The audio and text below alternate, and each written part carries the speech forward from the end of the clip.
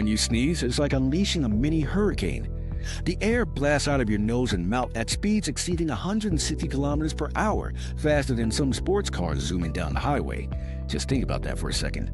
A single sneeze can send droplets flying up to 6 meters away. That's why it's crucial to cover your mouth. Nobody wants to be caught in a high-speed sneeze attack. It's not just about manners, it's about keeping everyone safe from germs. So the next time you feel that tickle in your nose, remember, you're about to unleash a force of nature.